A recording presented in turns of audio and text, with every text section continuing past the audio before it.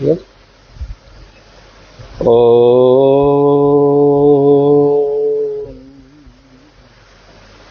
यं ब्रह्मा वरुणीन्द्ररुद्रमरुतः स्तुन्वन्ति दिव्यैस्तवैः वेदैः साङ्गपदक्रमोपनिषदैर्गायन्ति यं सामगाः ध्यानवस्थिततद्गतेन मनसा पश्यन्ति यं यगिनो यस्यान्तं नो विदुः सुरासुरगणः देवाय तस्मै नमः।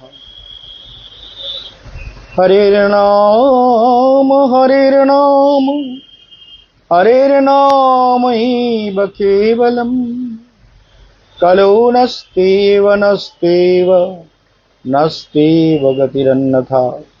सर्वाग्रे परमाराध्य गुरुदेव भक्ति हृदय বনদেব গোস্বামী মহারাজ তাঁর চরণ কমল বন্দনা করে তাঁর আশীর্বাদ প্রার্থনা করি। তৎপরে যারা এই নবরাত্রি ব্রত পালন করে চলেছেন, প্রথমে শৈলপুত্রী, ব্রহ্মচারিণী, চন্দ্রঘণ্টা, কুষ্মান্ডা, স্কন্দমাতা, এই যে ক্রম স্কন্দমাতা, আজকের কিন্তু অ্যাকচুয়ালি স্কন্দমাতার উপাসনা কাত্যায়নী স্কন্দমাতা শুরু হয়ে গেছে। আর কালকে যেহেতু ঘট বসবে ষষ্ঠী, কালকের কাত্যায়নীর পূজা। তারপর পরশুদিন সকালবেলা অষ্টমী থাকবে 7টা পর্যন্ত, শুক্রবারের 7টা পর্যন্ত। শুক্রবারের দিন মহাষ্টমী, গৌরীর পূজা, গৌরী পূজা। সবাই দেবীর এই মহাশক্তির পূজাকে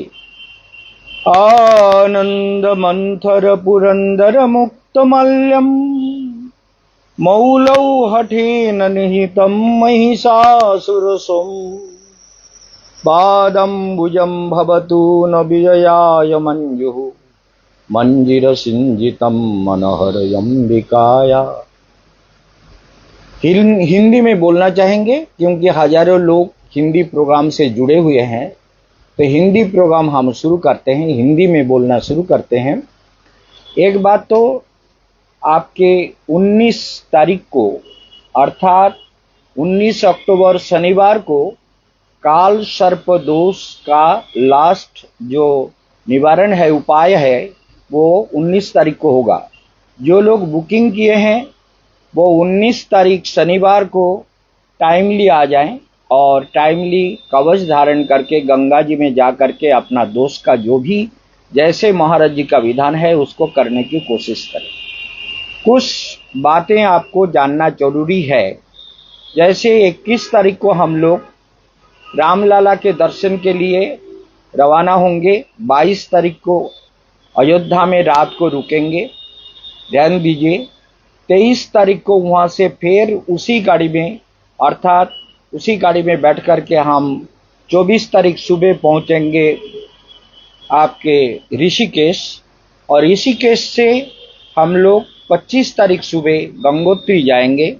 गंगोत्री जा कर के दर्शन करने के बाद 26 तारीख को हम रात को रुक करके 26 तारीख को स्नान करके गंगोत्री, वहाँ ही गंगा जी का पहला दर्शन होता है। गंगोत्री से बहते हुए गंगा पहले दर्शन जो देते हैं वो गंगोत्री में देते हैं। वहाँ ब्रह्मा जी का, गंगा माता का मंदिर है। वहाँ प्रणाम करने के बाद वहाँ हम लोग रुकेंगे। दो धर्मशाला है, एक काली कमली वाला धर्मशाला, दूसरा लाल बाबा का धर्मशाला। यहाँ पर हम रुकेंगे। उसके बाद 26 तारीख सुबह पूजा करने के बाद हम लोग गाड़ी छोड़ देंगे। दोपहर को रास्ते में भोजन कराएंगे। 25 तारीख को भी दोपहर को रास्ते में ही भोजन कराएंगे, और शाम को हम काली कमली वाला धर्मशाला जो ऋषिकेश में है वहाँ हम लोग रुकेंगे।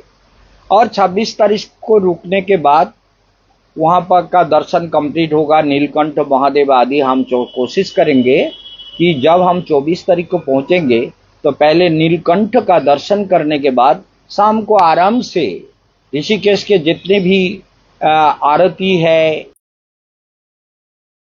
कि रात को रुकेंगे। सुबह हम वहां से चल देंगे सीधा हम लोग हरिद्वार में जाकर के डेरावाल धर्मशाला में जाके रुकेंगे। ये सब आप लोगों को याद रखना चाहिए, इससे आपको सुविधा होगा। दूसरी बात, हम एक बार नवंबर में कलकत्ता आएंगे। कलकत्ता में हम 5 तारीख सुबह पहुंच जाएंगे और 8 तारीख से आप लोग कुछ लोग यहाँ आ सकते हैं। 8 तारीख को कौन फोन कर रहा है? नील को बोल दे, पहले फोन नहीं करना है। 8 तारीख को एक बात ध्यान देना है कि 8 तारीख को आपको यहाँ पर चेम्बर में हम मिल जाएंगे। कितने दिन रहेंगे पता नहीं है, लेकिन काम होते ही हम फिर चले जाएंगे। लेकिन 8 तारीख से आपको यहाँ हम कलकत्ता में कुछ दिन के लिए मिलेंगे। उसके लिए आपको बुकिंग करना होगा। সবাই মনে রাখবেন 8ই নভেম্বর থেকে কিছু দিনের জন্য আমাদের এখানে পাবেন। সেই জন্য আপনারা মনে রাখবেন যে 8 তারিখে আমাদেরকে এই কলকাতা ऑफिसे আবার পাবেন। आपको 8 तारीख से हमको यहाँ मिलेंगे। आप कुछ बोलना चाहेंगे, ध्यान दीजिए। हमने कई बार कहा, इसे कभी नहीं भूलिए।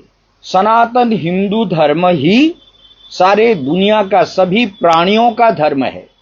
सभी प्राणियों का, जितने भी प्राणी है, मनुष्य हो चाहे भूत प्रेत पिशाच यक्ष रक्ष किन्नर गंधर्व देवता डाकिनी शाकिनी 64 जोगिनी मृदिला पायनी सप्त ऋषि आदि जितने भी लोग हैं, जितने भी दिक्पाल है जो हमारे जीवन से जुड़े हुए हैं वास्तु शास्त्र के अनुसार, ध्यान दीजिए। जितने भी संसार में जितने सारे लोग संसार में जुड़े हुए हैं, इसलिए आप लोगों को ध्यान देना चाहिए कि जितने भी लोग संसार में है, सब जो 14 ब्रह्मांड है, अतल वितल सुतल तलातल महातल रसातल और पाताल, और ऊपर में भूलोक जिसमें हम लोग रहते हैं, भूवलोक जिसमें यक्ष रक्ष किन्नर गंधर्व डाकिनी शाकिनी योगिनी भूत प्रेत पिशाच यक्ष रक्ष आदि जो भी रहते हैं, ये भूवलोक में रहते हैं। भूवलोक के बाद स्वर्गलोक में सभी देव देवता देवियों का स्थान है और कामधेनु कल्प वृक्ष आदि सब विराजते हैं। उसके बाद ऋषि लोक है, सप्त ऋषि पुलव पुलस्त क्रतु अंगिरा भृगु वशिष्ठ जमदग्नि आदि सप्त ऋषि भी महाकाश में देवलोक के ऊपर विराजमान है। पितृलोक भी है, मातृलोक भी है, तब महरलोक भी है। महरलोक में सनक सनातन सनंदन सनत कुमार ये चतुष्सन विराजते हैं।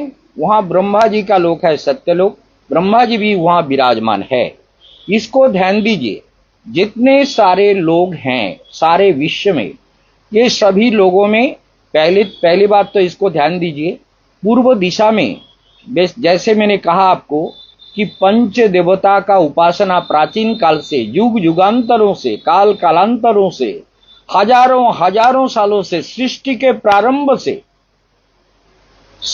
प्रारंभ से ये सत्य सनातन धर्म चलता आ रहा है। और इसमें उपासना के कई प्रकार के पद्धतियां हैं, लेकिन विशेष रूप से शक्ति का उपासना प्राचीन काल से चल रहा है और ये शक्ति उपासना अनंत काल से चलता आ रहा है। शक्ति का उपासना सभी करते हैं, किसी ना किसी रूप में करते हैं, चाहे ऑस्ट्रेलिया हो, चाहे जापान जर्मन हो, चाहे अमेरिका हो, लंदन हो, ब्रिटेन हो, या और छोटे छोटे जो भी द्वीपों में रहने वाले उपजाति के लोग हो, इन सब का एक ही धर्म है, सनातन धर्म। जो समझता है जो नहीं समझता है वो सब ठीक है। अब मैं क्या कहता हूं, जो करे सो अच्छा है, ना करे सो भी अच्छा है और अच्छा है, क्योंकि करना आपका कर्तव्य है और ना करें तो जो दुखों को आप झेलेंगे वो आपका फल है, आपको भोगना पड़ेगा। इसलिए पूर्व दिशा के जो देवता है सूर्य नारायण, और उसके साथ साथ पूर्व दिक का देवता है इंद्र और दक्ष प्रजापति। अग्नि कोण का ईशान कोण का देवता है ईशान माने रुद्र और बृहस्पति। उत्तर दिशा के देवता हैं कौन? भगवान शिव। उत्तर दिशा के कुबेर के साथ साथ विश्वकर्मा भी वहां कोने में अवस्थित है और वायु कोण में पवन देव है, शुक्राचार्य शुक्र भी रहते हैं, और पश्चिम दिशा में वरुण है, लक्ष्मी है, सरस्वती है। ये सब पश्चिम दिशा में नित्य विद्यमान है। आपको जानना जरूरी है, नैऋत्य कोण में पाप पुरुष का अवस्थान होता है। यहाँ घर में थोड़ा ऊंचा करके रखना चाहिए। जब ऊंचा करके रखेंगे तो नेगेटिविटी, जो संसार में आपको नेगेटिव चिंताएं आती है, वो कम आएगी। आपके जीवन में बहुत सारे पॉजिटिव एनर्जी तैयार होंगे। इसलिए ईशान कोण को, नैऋत्य कोण को कभी भी आपको छोड़ना नहीं चाहिए। जितना हो नैऋत्य कोण को ऊंचा कर दीजिए, चार दीवारी को ऊंचा कर दीजिए, वहां कुछ और स्टोर वगैरह बना दीजिए, और नैऋत्य कोण में ही घर में बाथरूम, लैट्रिन आदि बनाना चाहिए। दक्षिण दिशा में यमराज का क्षेत्र है, तो यमराज दक्षिण दिशा में रहते हैं। ये आप लोग को भी मालूम है, जब कोई भी मरता है तो कहाँ जाता है? यमलोक। तो यमलोक में विचार होता है, इसलिए जमपुकुर भी हम लोग बचपन से हमने देखा। ये क्या है? बोले ये जमपुकुर है। जो मर गया, जो शरीर छोड़ दिया, उनके पैर के नीचे एक छोटा सा गड्ढा खोद के उसमें पानी डाला जाता है और उनका सिर उत्तर दिशा की ओर रखा जाता है। उत्तर दिशा जो होता है सिर करके सोने के लिए ठीक नहीं है। दक्षिण दिशा में सिर करके सोना चाहिए। जो लोग ज्यादा उम्र के लोग हैं वो दक्षिण दिशा में सिर करके सोएं। इससे बीमारी कम होती है और शरीर अच्छा रहता है। दूसरी बात, जो बच्चे लोग हैं जो पढ़ाई लिखाई आदि विद्याभ्यास करते हैं, इनका सिर पूर्व दिशा में रहना चाहिए, क्योंकि आंख खुलते ही तकिया से सीधा देखता है पश्चिम की ओर, क्योंकि पश्चिम में लक्ष्मी सरस्वती विद्यमान होता है। इसलिए ये जमपुकुर, क्योंकि जीभ पैर से चल के जाता है ना, इसलिए इसका दक्षिण के दिशा में जो है जमपुकुर काटा जाता है। यम का पुकुर माने तालाब सा, छोटा सा। ये बंगाल का कल्चर है। और जब मुखाग्नि किया जाता है तो जो मरते हैं उनके मुख का अग्नि जो है अग्नि कोण से ही दिया जाता है। इसको आपको ध्यान रखना चाहिए। अग्नि कोण से मुखाग्नि किया जाता है, ये वेदों का विधान है। और उसी विधान हमने देखा कि ये हमारे दादा परदादा, हमारे पिता माता जो भी हैं उनको मालूम नहीं है, लेकिन ये सब प्राचीन काल से चलता आ रहा है। हमारे पिताजी पढ़े लिखे नहीं थे, हमारे जो दादाजी है वो पढ़े लिखे नहीं थे, उनके पिता भी पढ़े लिखे नहीं थे, उनके पिता भी पढ़े, लेकिन वो लोग ये वेदों के विधान कहां से मिला? ये प्राचीन काल से ऋषियों के द्वारा दिए गए विधान अपने आप समाज में सबके अंदर विस्तार हुआ और उसी हिसाब से सभी भगवान का भजन करते हैं। हमने देखा, आपको एक बात बता दूं, मेरा जो जन्मभूमि है वहां पिताजी ने क्या किया था? नैऋत्य कोण में ठाकुर जी का मंदिर बनाया था। मंदिर मतलब वो मिट्टी का था, वहां तो कोई भी पक्का मकान वगैरह कुछ नहीं था। मैंने बाद में बनाया, वो बात अलग है। लेकिन वो बनाने के कारण वहां पर कई प्रकार के, पिताजी का इतनी शक्ति थी, इतनी शक्ति उनमें रहती थी, और माँ को भी उन्होंने बहुत से अलौकिक दृश्यों को देखा। लेकिन बाद में वहां प्रेतों का वास हो गया। वहां देखा गया कि कोई मंदिर में दिया जला दिए, कोई अगरबत्ती जला दिया, कोई भोग लगा दिया, कोई गया नहीं, लेकिन अपने आप सब हो गया। तो ये क्या करते हैं? ये प्रेतों का काम है। वहां 3 जो है ये पीपल का जो पेड़ है, बट वृक्ष है, वो उस जो ठाकुर जी का घर है उस घर के तीनों तरफ वो पेड़ लगा हुआ था। तो मैं जब देखा, वास्तु शास्त्र का अध्ययन किया, तो मैं 98 में जाकर के उस मकान को, उस मंदिर को बिल्कुल तोड़ दिया, उस पेड़ों को उठा दिया, जड़ के साथ उठा दिया। वो उठा के फिर वहां ठाकुर, उस जगह को, नैऋत्य कोण को थोड़ा ऊंचा कर दिया, मकान बना दिया, बाथरूम बना दिया और ईशान कोण में ले जा करके ठाकुर जी का मंदिर बनाया। इससे पहले क्या होता था? इससे पहले प्रेतों का आवेश होता था। मेरे छोटे भाई के जो पत्नी थी उस पर प्रेत आ जाता था। वो कहता था मैं बाबा हूं, मैं शिव जी हूं, मैं बाबा हूं, मुझे बाबा बोलो। ऐसे लोगों को बहुत कुछ देता था, किसी को काम होता था, किसी को नहीं होता था। ये आप लोगों को मैं बता रहा हूं, इसको ध्यान दीजिए। जहां भी नैऋत्य कोण में ऐसे कोई बड़ वृक्ष जहां पर आपके घर के पास हो, अगर घर में बड़ वृक्ष इसको आपके जीवन में बदलेगा नहीं। इसलिए ध्यान दीजिए, पहली बात तो ये है कि आपके घर के ऊपर ये पीपल के वृक्ष का छाया या बट वृक्ष का छाया ये कभी भी नहीं होना चाहिए। इससे घर में अशांति रहेगी, नेगेटिव एनर्जी प्रवेश करेगी, भूत प्रेत पिशाच आदि प्रवेश करेंगे, संसार में शांति नहीं रहेगी। नैऋत्य कोण को हमेशा ऊंचा रखिए, वहां इनको जगह नहीं देना चाहिए। नैऋत्य कोण में घर बनाइए, बाथरूम बनाइए, इसको करिए, और ईशान कोण में ठाकुर जी का घर बनाइए। इससे आपके जीवन में बहुत सारी शांति मिलेगी। आपको हमेशा ध्यान रखना है कि महाराज जी केशवानंद जो कहते हैं वो सारे शास्त्र का सार है। जीवन साधना में जो भी मैंने अनुभव किया वो सभी प्राणियों के लिए मेरा कहना यही है कि वास्तु शास्त्रों को समझो, और वास्तु शास्त्र के कोई भी आदमी कालसर्प दोष जिनके घर में ज्यादा होता है। अभी एक माता का, मेरी शिष्या है, उनका फोन आया, तो उनकी लड़की उससे पहले से ही कालसर्प दोष के कारण वो मैंने कवच दिया, नियम बताया, वो नियम नहीं करना चाहती। उसका जो ब्रेन है पहले से डिफेक्ट हो गया, वो बहुत आके रोती थी। बाद में उसको मैंने चेंज किया, उसको मैंने समझाया कि इस तरह से चलो। लड़की जो है वो दवाई नहीं खाती। मैंने कहा था कि उसको थोड़ा डॉक्टर का दवाई लेना, नर्व के लिए नर्व का दवाई लेना जरूरी है। मतलब वो साइकियाट्रिक पेशेंट हो गई और वो अपने माँ के ऊपर टर्चर करती है। तो ये संसार है जो हमारी बात को नहीं मानेगा। अभी सुन लीजिए, अभी कुछ परिस्थिति ऐसी आई, आप ध्यान दीजिए, बाहर चले जाओ। कुछ परिस्थिति ऐसी आई, उस परिस्थिति के अनुसार आपको ध्यान देना पड़ेगा। वो परिस्थिति क्या है? परिस्थिति यह है कि अभी 2 दिन पहले माँ बाप और उनका एक ही लड़का है, वो लड़का आया। तो मैंने कहा कि इसको तो नर्व का रोग है और वो क्या करता है उसका कोई ख्याल नहीं रहता। मैंने कहा देखो, मैं जो दे रहा हूं दवाई उसको भी लो और इस करो, और थोड़ा नर्व के डॉक्टर को दिखा लो। तो डॉक्टर के पास जब गया तो डॉक्टर ने कह दिया इसका काउंसलिंग जरूरी है, इसको दवाई लेना भी जरूरी है। मैंने उनको भेजा कि हमारे यहाँ शाम बाजार मोड़ पर एक डॉक्टर है, वो डॉक्टर के पास जाओ, उदयन चौधरी है, उनके पास जाके दिखाओ। लड़का को दिखाया, उन्होंने भी कहा हाँ महाराज जी ने ठीक कहा। तुमने बोले हमने तो बचपन से देखता रहा, हमें तो अनुभव नहीं हुआ।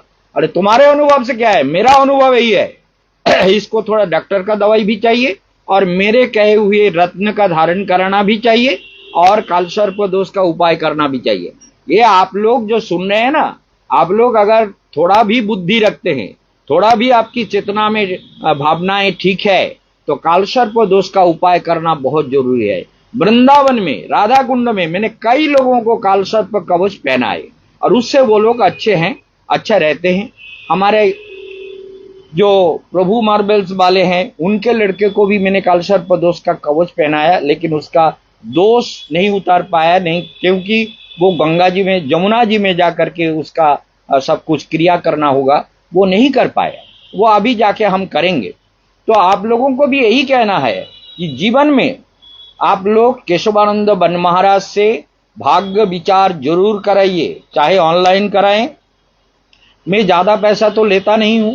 वन्य ज्योतिषी लोग, कोई भी क्लाइंट मिल जाए तो उसका जिंदगी बर्बाद करने के लिए क्या क्या दवाई चाहिए, वो मतलब इतना सब पैसा लूटते हैं और इतना पैसा बोलते हैं। मैंने अपना फीस 1000 रुपया कर दिया था, लेकिन भक्तों ने कहा गुरुजी हम लोग कैसे करेंगे, 1000 रुपया ज्यादा हो रहा है। तो मैंने फिर 700 रुपया कर दिया कि कोई भी ऑनलाइन विचार कराओ, 700 रुपया में हम विचार कर देंगे और तुम वहां से प्रिंट आउट निकाल लो। और कोई यहाँ आता है तो 700 रुपया ही लगेगा, और जो ऑनलाइन करोगे वो भी 700 रुपया लगेगा। अगर भेजना पड़ेगा तो वो स्पीड पोस्ट में भेजते हैं तो उसके लिए 800 रुपया लगता है। इसलिए हमेशा आपको जानना चाहिए कि प्राचीन काल से यही तपस्या का पद्धति भारतवर्ष में चलायमान है। ये सनातन हिंदू धर्म का प्रभाव है। कुछ भी करो लेकिन सनातन हिंदू धर्म में को मानकर, जैसे आज सुबह आप देखिए हरियाणा में जो वोट हुआ, वो सुबह हमने देखा कि हरियाणा में तो, क्योंकि ये जो लोग भविष्यवाणी कर रहे थे ना, वो क्या कहते हैं उसको, वोट पूर्व डिबेट नहीं, जो एग्जिट पोल जो होता है, एग्जिट पोल में सारे चैनल दिखाए कि हरियाणा में तो कांग्रेस आ रहा है और उसमें भी कांग्रेस ही आ रहा है। कहां? कश्मीर, जम्मू कश्मीर में। लेकिन सब जगह उलट गया, क्योंकि कश्मीर में हमारा जो ये है स्थिति है, उतना मुसलमान इतने बदमाश है, ये पृथ्वी का सबसे बदमाश जाति है, और इसीलिए बीजेपी वहां 62 सीट्स पर अपने कैंडिडेट लड़ाए, लेकिन उसमें से 29 सीट तो जीत ही गए, पता नहीं और एक आध सीट मिल सकता है। लेकिन हरियाणा के लोग लड्डू और जलेबी सुबह से खा रहे थे, ढोल नगाड़ा बजा रहे थे। अभी मैं कह रहा था, ये जाके अपने घर में अपने पत्नी को मुंह कैसे दिखाएगा? पत्नी बोलेगा सुबह लड्डू और जलेबी और बहुत सारे मिठाई तो खा लिया, लेकिन हरियाणा में तो तुम इतने हारे, और इतना भविष्यवाणी, इतना जो एग्जिट पोल का भविष्यवाणी था, इतना सब कुछ था, सब मिटा के बीजेपी जीत गया। और बीजेपी का जीतना भारत के हिंदू सनातन धर्म के लिए बहुत जरूरी है। जो मनुष्य नहीं समझता है, वो जो हिंदू इस बात को समझ नहीं रहा है, वो तो सबसे बड़ा पाषंड है, वो तो हराम है, वो मुल्ला से भी खराब है, मुसलमानों से भी खराब है, कि जो अपने सनातन हिंदू धर्म को नहीं समझता है, जो अपने सनातन हिंदू धर्म के लिए कोशिश नहीं कर रहा है। एक ही धर्म है तुम्हारा, तुम समझ लो, सनातन हिंदू धर्म। सनातन हिंदू धर्म नहीं रहेगा तो तुम्हारा जिंदगी बेकार होगा। हमारे जो छोटा सा बच्चा जीवन कृष्ण ब्रह्मचारी उसका नाम रखा है, उसका दीक्षा पूरा नहीं हुआ, दीक्षा हम देंगे 8 तारीख को, उसके माँ भी दीक्षा लेगी और एक भक्त भी दीक्षा लेंगे। तो वो सब 11 तारीख को शुक्रवार को दीक्षा है, और आपका विवाह मंगलिक दोष का उपाय भी करना है अगले शुक्रवार को। सब कुछ प्रस्तुति चल रहा है, तो वो सब सुबह से लेकर के प्रोग्राम चलता रहेगा। सुबह 6 बजे से लेकर शाम 6 बजे तक ये प्रोग्राम चलता रहेगा। इसलिए आप लोगों को कहना यही है कि केशवानंद बन महाराज के कहे अनुसार जीवन में चलने का कोशिश करो, और डिटर्मिनेशन लो कि हम हिंदू है। सनातन हिंदू धर्म का ही नियम है कि सूर्य का उपासना रोज करना चाहिए, सूर्य नारायण को रोज अर्घ देना चाहिए, जल चढ़ाना चाहिए। जल देखिए, सूर्य नारायण को प्रणाम करने से ही सूर्य नारायण प्रसन्न हो जाते हैं। नमस्कारा प्रिय भानु, जलधारा प्रिय शिव, अलंकार प्रिय कृष्ण, ब्राह्मण मोदक प्रिय।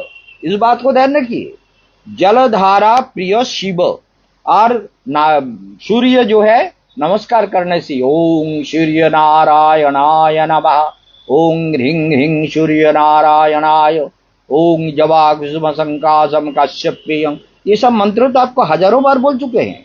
तो इसलिए सुबह उठ करके पूर्व दिगंत में ओम देवराज इंद्राय नमः, दक्ष प्रजापतये नमः, सूर्याय नमः, सुबह उठते ही इनको प्रणाम करो। तो इसलिए सौर्य उपासना, फिर सौर्य उपासना, सूर्य का उपासना प्राचीन काल से चल रहा है। इसलिए ये कोई धर्म नहीं है, ये सूर्य का उपासना सबका धर्म है। जो मुल्ला हो, क्रिश्चियन हो, बौद्ध हो, जैन हो, हिंदू हो, कुछ भी हो, सूर्य नारायण का उपासना सबको करना चाहिए। जो भी जिस भी धर्म में कालसर्प दोष होगा, चाहे किसी भी धर्म का हो, कालसर्प दोष का बैड इफेक्ट, नेगेटिव एनर्जी और बैड इफेक्ट उसके अंदर भोगना ही पड़ेगा, क्योंकि वो ग्रह का फसल है। ग्रह अपना फल देने को कभी चूकता नहीं है। तुम कितना भी चूक जाओ, लेकिन ग्रह नहीं छोड़ेगा तुमको, ग्रह तुमको फल देता रहेगा। इसलिए हमेशा सोच लो कि हम ग्रहों को मानकर चलेंगे। केशवानंद बन महाराज जी जैसे बोले, हम तो भगवान कृष्ण को मानते हैं, हमारे ऊपर ग्रह क्या करेगा? अरे क्या करेगा मतलब क्या? बोले वैष्णव लोग एक श्लोक बनाए हैं, तो श्लोक हम बताएं आपको। बोले देखो, जैसे कहते हैं, ये एक पेड़ को पानी चढ़ाओ, कहां चढ़ाओगे? डाली में तो नहीं चढ़ाओगे, डाली में चढ़ाना नहीं पड़ता। आप साइंस के युग में नहीं जानते, बहुत से पेड़ होते हैं जिनमें बहुत फल फलाया जाता है, बहुत फल फलता है, बहुत कुछ करना पड़ता है। पेड़ों को उसके डाली में भी जल देना पड़ता है, पहले का कानून नहीं रहा अब। तो ये कहते हैं कि यथा तरुर मूले निषेचनेन तृप्पन्ति तद भुजोपशाखा, तथा कृष्णार्पित प्राण। समझ लीजिए, जैसे वृक्ष के मूल में पानी डालने से सारे लता पाता वृक्ष फूल सब सुंदर होते हैं। उसी प्रकार कृष्ण भजन के द्वारा कृष्ण ही मूल है, उनका उपासना करने से और किसी का उपासना करने का जरूरत नहीं है। ये बात बिल्कुल ठीक है, कृष्ण नारायण का भजन आप करो, लेकिन ये नहीं है कि पेड़ के डाली को हम ऊपर से काट दें, सारे डाली को काट दें, तो वो जड़ कहां रहेगा, वो जड़ कैसे जीवन देगा, वो जड़ से कैसे शक्ति मिलेगी। तो भगवान भी ऐसे हैं, जो भगवान के ये सब भगवान की शक्तियां हैं, जैसे नवदुर्गा है जिनका उपासना चल रहा है, तो इनको अगर काट दें, क्योंकि भगवान ने कृष्ण ने कहा था काट दो, तो कृष्ण तो अर्जुन को भी कहा कि आद्या स्तोत्र का पाठ करो, चंडी का पाठ करो, देवी का उपासना करो। रामचंद्र ने भी देवी का उपासना किया, कृष्ण ने भी किया, सब ने किया। तो ये सब आप नहीं जानते हैं। कृष्ण भगवान, जैसे आपको एक बात बता दूं, जैसे कृष्ण भगवान वृंदावन में सभी तीर्थों को ले आए। ये आपके जो 4 धाम है, केदारनाथ, बद्रीनाथ, वो काम्यवन में है। कृष्ण ने वहां विष्णु देवी का मंदिर भी है, वहां कृष्ण ने विष्णु देवी का मंदिर भी बनाया। तो कृष्ण विष्णु देवी का भक्त नहीं थे तो क्यों बनाया? अब वैष्णव लोग वहां नहीं जाते, वो उनकी बात है, लेकिन हम कहते हैं अगर एक पेड़ के ऊपर से सारे डाली को काट दिया जाए तो क्या तुम जियो, वो पेड़ जिएगा? ऐसे कृष्ण को मानोगे और किसी देवता का सम्मान नहीं करोगे, प्रणाम नहीं करोगे, किसी का पूजा नहीं करोगे, तो तुम्हारा भक्ति कहां जाएगी? तुम्हारा पेड़ ही अपने आप सूख के मर जाएंगे। तो इसलिए समझ लो, ये भजन करने के लिए कृष्ण नरोत्तम ठाकुर ने भी कहा, देवे पूजी मागी लोबो कृष्ण भक्ति वर। ये बांग्ला शब्द है, देवताओं को पूजा करके हम कृष्ण भक्ति का वर मांगेंगे, अर्थात उनका भी पूजा करेंगे, उनका भी पूजा करना जरूरी है। देव द्विज, ये गीता में भी भगवान कृष्ण कहते हैं, देव द्विज गुरु प्राज्ञं पूजनम, इनको पूजा करो, देवताओं का पूजा करो, ब्राह्मण का पूजा करो। ब्राह्मण घर में गया, उनको आसन नहीं दिया, सम्मान नहीं किया, तुम्हारा सारा पुण्य नष्ट हो जाएगा। देखा ना, महाभारत में कहा गया कि जब विदुर को निकाल दिया, तो भागवत महाभारत में कहते हैं स्वनिर्गतो कौरव पुण्य लब्धो, अर्थात कौरवों के जितने पुण्य फल थे, सारे पुण्य को लेकर के विदुर चले गए। साधु का अपमान होता है, साधु का अपमान होता है, ब्राह्मण का अपमान होता है, तो वो सारा पुण्य तुम्हारा नष्ट हो जाता है। इसलिए देवताओं का पूजा करना सीखो, देवताओं को कभी अपमान ना करो, कभी अवज्ञा ना करो। देव द्विज, द्विज माने ब्राह्मण, गुरु गुरुजनों का, प्राज्ञम जो उम्र दराज लोग हैं, ज्यादा उम्र हो गया, उनको भी पूजा करो, उनको प्रणाम करो, उनका आशीर्वाद लो। क्यों? वृद्धस्य प्रणामे प्राप्ते आयुर्विद्या जशोबलम। वृद्ध जन को प्रणाम करने से आयु लाभ होता है, विद्या लाभ होता है, यश लाभ होता है, बल लाभ होता है, कॉन्फिडेंस बढ़ता है। इसी बात को आपको सुनने में समझ में नहीं आ रहा है, दिमाग में घुसाओ। ये केशवानंद जी महाराज का उपदेश है, इसको जीवन में प्रयोग में लाना चाहिए, इसके बिना जीवन बेकार हो जाता है। इसलिए सुन लो, सूर्य का उपासना करो, शिव का उपासना। शिव तो सारे भारतवर्ष में, और गंडकी नदी में भले देखो हर कंकड़ शंकर है। हम नर्मदा तट में गए, वहां देखा नर्मदा तट में अपने आप शिवलिंग तैयार होते हैं, अपने आप। पहले तो जो था, समझ लो, पहले जो आपका धाबड़ी कुंड था, उस धाबड़ी कुंड में अपने आप बाणलिंग शिव तैयार होता था, अपने आप। अभी धाबड़ी कुंड जो हमारा जो पान विद्युत केंद्र बन गया, तो धाबड़ी कुंड को खत्म कर दिया, लेकिन अभी भी नर्मदा में बड़े बड़े शिवलिंग, एकदम कितने सारे सुंदरता से शिवलिंग मिलते हैं। तो भारतवर्ष में जो नर्मदा है वो शिव की कन्या है, उसका एक नाम है रेवा।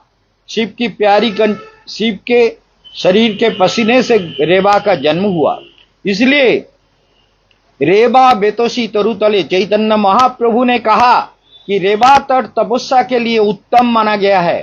रेवा तट में उपासना करने से जीव को जल्दी भगवान की प्राप्ति होती है, भगवान के धाम चले जाते हैं। इसलिए ये रेवा तट हमारे लिए उपास्य है, और रेवा माँ जो शिव की कन्या है वो भी हमारे लिए उपास्य है। इसलिए हमेशा ध्यान दो कि भगवान की जो भी भारत के तीर्थ है उसको तो जानते नहीं हो, निंदा करने में उस्ताद हो। क्या कुत्ते के बच्चे हो, निंदा करते हो तीर्थों का, देवताओं का। तो शिव का पूजा, शिव के पूजन भारतवर्ष में सर्वत्र होता है।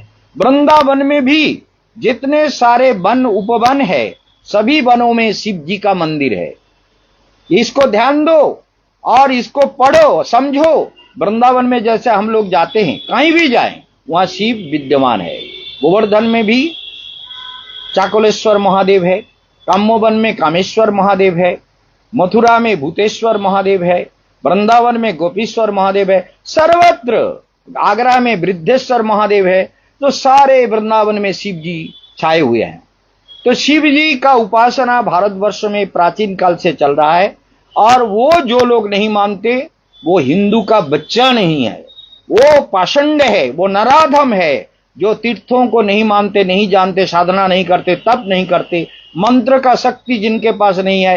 ये जो हाथ देख रहे हो ना, इसमें इतनी शक्ति है, ना जाने क्या क्या कर सकते हैं इस हाथों से हम।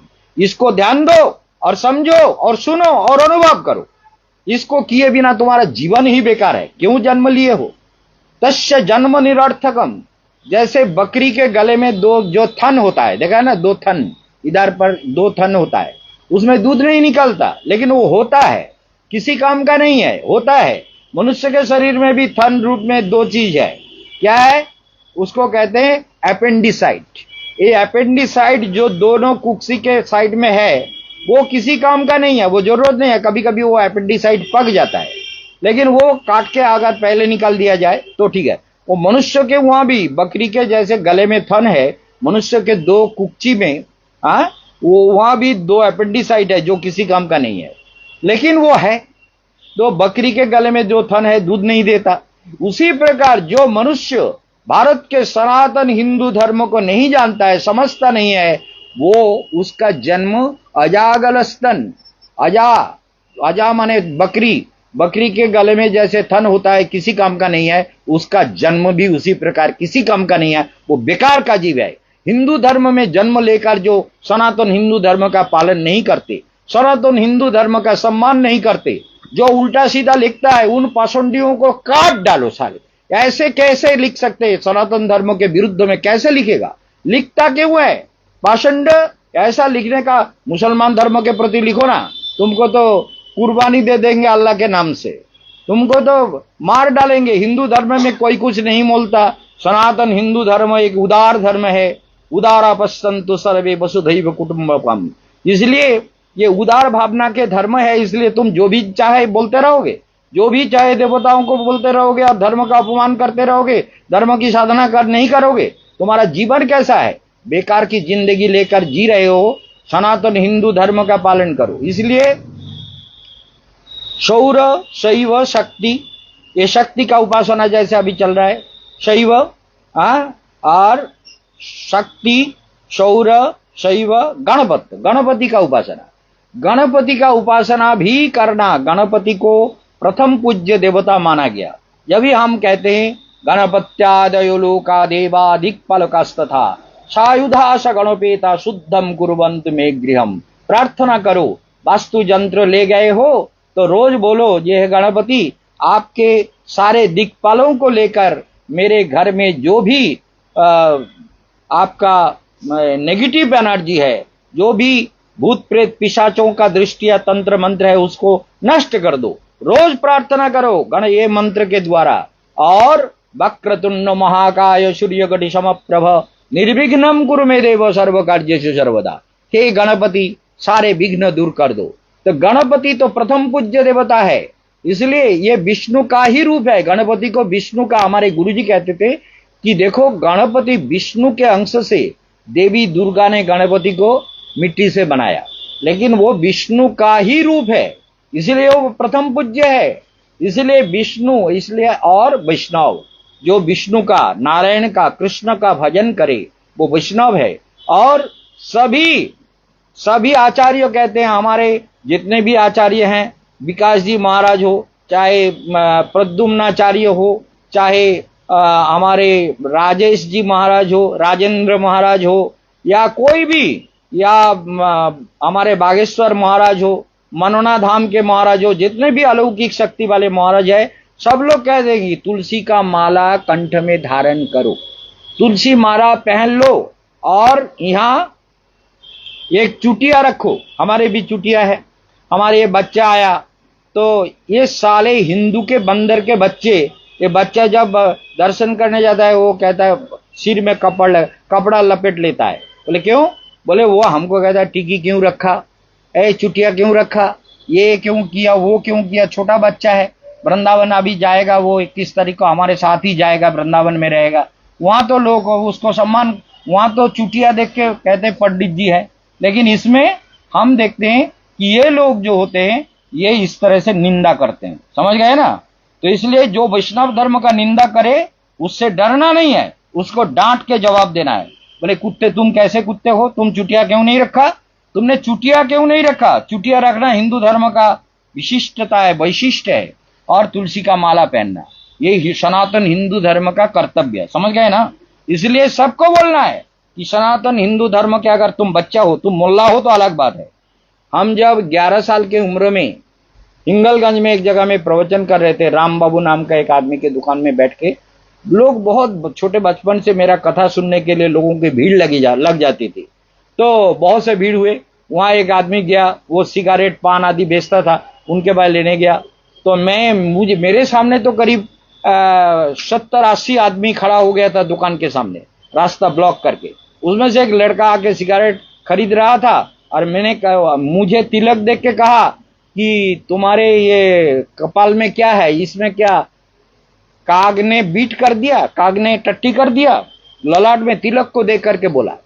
मैंने कहा तुम मुल्ला का बच्चा हो क्या, हिंदू के बच्चे हो तो ऐसे शब्द मुख से मत निकालो, तुम मुल्ला का बच्चा हो तो ये बात तो तुम कह सकते हो, लेकिन तुम ऐसे, मैं बचपन से जवाब देता हूं, समझ गए ना, 11 साल की उम्र से, कि मुल्ला का बच्चा हो तो बात अलग है, लेकिन हिंदू का बच्चा हो करके तुम अगर ऐसे, हमारे हिंदू धर्म के ये तिलक है भगवान का, जो ललाट केशवम ध्येत, ललाट में जो केशव का हम ध्यान करते हैं, तो ये केशव का मंदिर है, इसको तुम ऐसे नहीं बोल सकते। इसलिए सनातन हिंदू धर्म का पालन करना हमारा सबका धर्म है। और देवी का नवरात्रि चल रहा है, नवरात्रि का उपासना करना, नवरात्रि का ध्यान करना, नवरात्रि के रूपों का उपासना करना हमारा परम कर्तव्य है। और ये सब हम आप लोगों को, जो जो हमारे से जुड़े हुए हैं, उन सबको भेज रहा हूं। आप सबको सुनाइए, सबको दिखाइए कि महाराज जी कैसे आपने सनातन धर्म के बारे में हमें शिक्षा देते हैं। और लास्ट में हम ये बांग्ला में बोल देते हैं, 19 तारीखे काल सर्पदोष काटाबार दिन, যারা ভাগ্য বিচার করবেন তারা চলে আসুন। ভাগ্য বিচার যে কোনো ভাবে অনলাইনে করাতে পারেন, যেভাবেও করাতে পারেন, তবে আমার আদেশ মেনে চলবেন, তা না হলে জিন্দেগি বেকার হয়ে যাবে। বহু হাজার হাজার প্রমাণ আছে, সেগুলো আর দেওয়ার দরকার নেই। ইহাই সমাপ্ত করতে। ওম শান্তি ওম।